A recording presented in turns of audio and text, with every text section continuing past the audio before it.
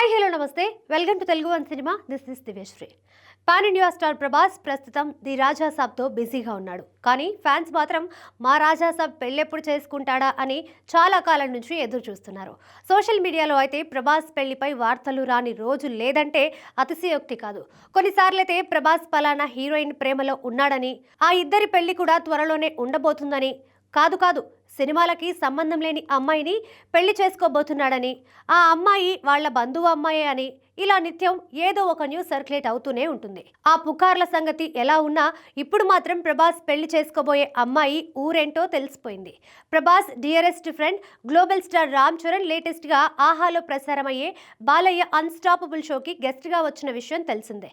మొదటి ఎపిసోడ్ ఈ నెల 8న స్ట్రీమింగ్ కాగా రికార్డు వ్యూస్ ని రాబట్టింది. ఇక సెకండ్ ఎపిసోడ్ ఈ నెల 14న స్ట్రీమింగ్ కానుంది.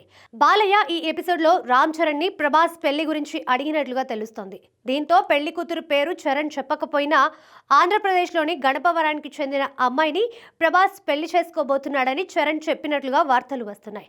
ఇందుకు సంబంధించిన ప్రోమో సోషల్ మీడియాలో వస్తుండడంతో ప్రభాస్ ఫ్యాన్స్ తో పాటు ప్రేక్షకులు కూడా ఫుల్ ఎపిసోడ్ కోసం ఎంతో ఆసక్తితో ఎదురు చూస్తున్నారు.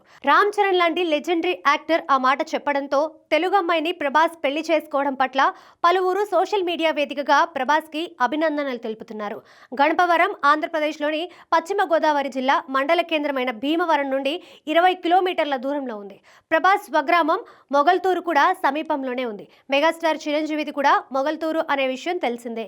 ఇక ప్రభాస్ సినీ కెరీర్ ని చూసుకుంటే రాజాసాబ్ తర్వాత స్పిరిట్, సలార్ 2, హను రాఘవపుడి సినిమాల్ని వరుసగా చేయబోతున్నాడు.